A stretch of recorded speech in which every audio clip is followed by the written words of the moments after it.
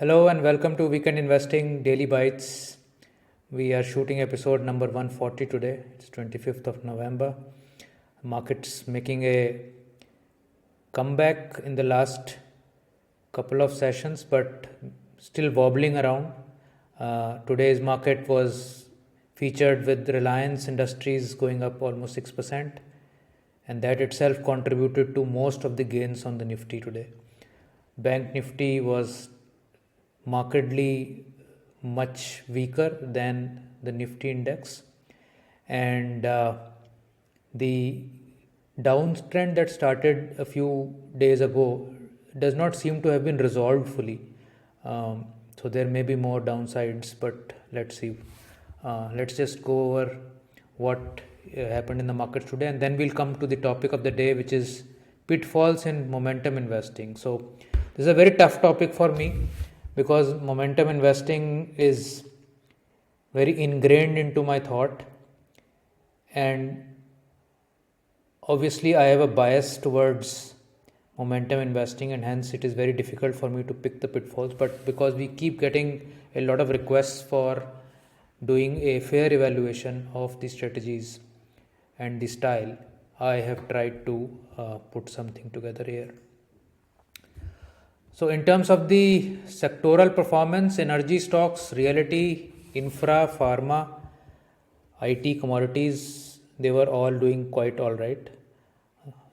Possibly most of them jumping up. In fact, the new age technologies companies did very well. Paytm is doing very well.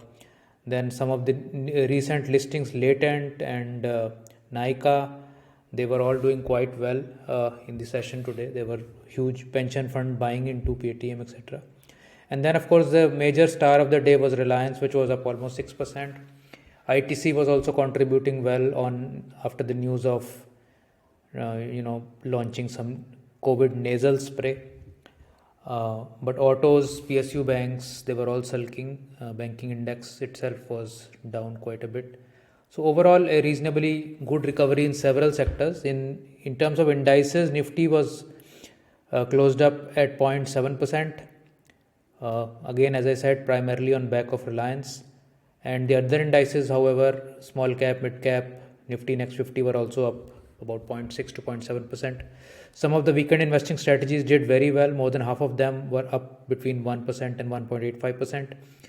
And there was no strategy in the red today, which is a good thing going forward. So many of the losses of the last week or so have been recovered in many strategies. Of course, in some strategies we are yet to recover, but all in all, not such a bad day. So let's come to pitfalls in momentum investing. The biggest point that I can elaborate on is the psychology of the investor. In conventional investing, we buy low and we sell high, and which is a very naturally ingrained value system that we are brought up with. We want to buy a mobile phone, we'll go to 2 online sites, check wherever we're getting a better deal, and we buy it the lower price. This is, however, very different from momentum investing, where we are buying at highs and hoping to sell higher.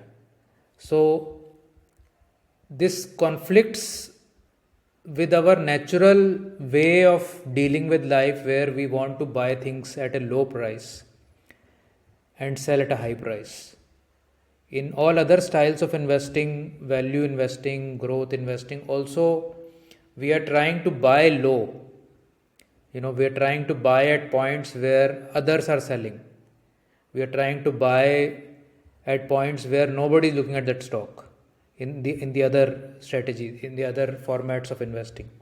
However, in momentum investing, that is not the case. You don't want to touch stocks that are not moving. You don't want to touch stocks that are not going up. You definitely will not touch stocks which are going down. So it's very, very different from all other kinds of investing, and hence it requires you to have a psychological makeup to accept that way of investing. A lot of people sell out their stocks whenever those stocks are hitting 3 months, 6 months, 12 months high. कि बहुत हो गया, the stock has gone up a lot and now I should just get out. That is the point where momentum investors are getting in. So, it is totally 180-degree reverse psychology from the usual conventional mass psychology of buying low and sell high. So this is the biggest hurdle, I would say. Pitfall, I don't know, but it is a big hurdle for a lot of people. And it is very difficult to stay in both boats. If you are doing both momentum investing and conventional investing, you really have to have, two parts of your brain working very separately and sort of maintain two silos of, this is my momentum portfolio and this is my value portfolio. But again, it is very difficult for most people to do this, simultaneously, or to even switch from conventional investing totally into momentum investing. I have failed dramatically in conventional investing over many periods in the last 2.5 decades, and gradually I realized that this is not my cup of tea. So I eventually moved first into some sort of shorter term trading, then some longer term trading, and then eventually into momentum investing on its own. I did not even know that momentum investing by that name existed, and I thought my strategies were something unique. But later I found that this is a very well known way of investing, and it's been documented and researched over 200 years of data, etc. So anyhow, first major point is this, that the psychology for doing this is tough. Now here, another sort of pitfall is that we will be dealing with very few winners, and a lot of times we will have a lot of losers on our hand. So the number of winners will be low, the number of losers will be large. That is the usual makeup of any momentum strategy, as also the makeup in many conventional strategies also, but the ratio could be much higher in momentum strategies. So just like, when you're looking at venture cap has even more skewed ratio. You may have like 1 in 20, which is the multi-bagger, and the rest 19 are just not doing anything. Here you may have 2 or 3 stocks in a 20 stock portfolio which will do well, and the rest may or may not do so well, or may have losses. So conventionally you need to have a very high conviction that losses after losses after losses after losses, you are able to withstand that and know the fact that yes, my strategy will see me through at some point.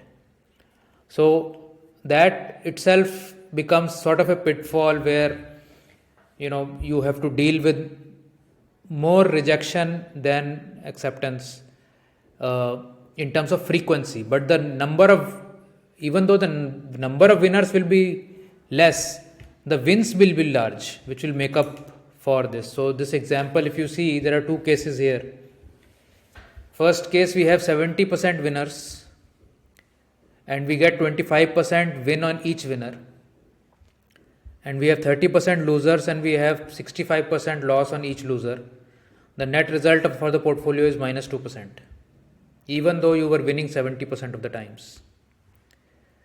In the next case, the percentage of winners is 30, we've reversed it.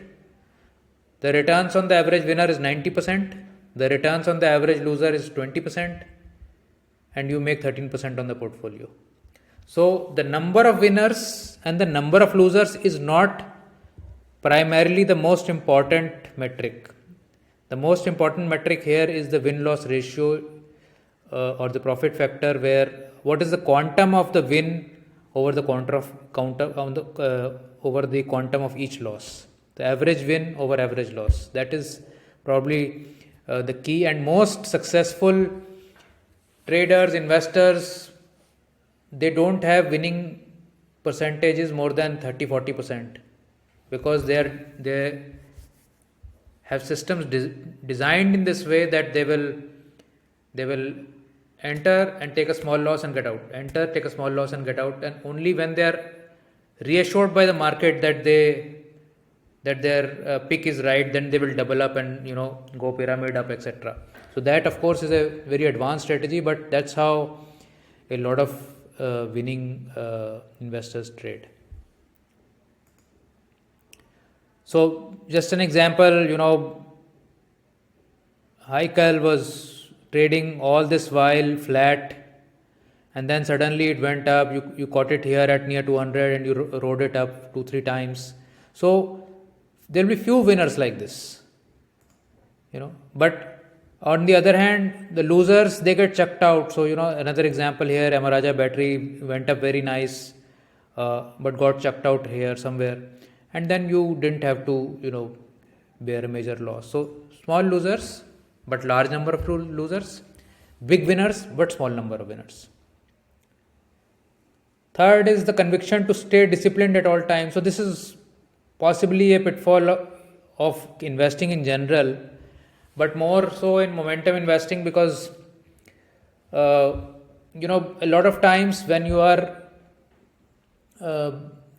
having some drawdowns or your stock is not doing well, you have a whole ecosystem around you which will assure you and which will improve your convictions. Let's say if I'm holding ITC for last 7 years and it has not given any returns or low returns, then I have a plethora of people telling me, no, that you are right and it will give you returns one day. That gives you confidence, right? So the conviction in momentum investing, none of your friends probably are doing momentum investing, so nobody is going to back you up, and you really need to have your own conviction to to stay disciplined and go through the course. So just an example here, for MI25 returns, these are 5-year performance. So first year 2016-17 we got 71% returns. Next year we had reached 105%, but then there was a huge drawdown at the end of 18, so we dropped to 63%. Then FY19 we had minus 12%, FY20 we had minus 8%. So these 2 years, if you had come in at the in the third quarter of 18, by this time you would be sitting on a 30% loss, or maybe even slightly more. So depending upon your entry, depending upon how you bring in the capital, there can be periods of 1, 2 or 3 years where you don't have any CAGR returns. But then over time, as your capital accumulates and as you catch the cycle, the next cycle, you will see fantastic returns coming in a very short period. So again, every year is not the same as the prior years, and every year will not be a bad year also.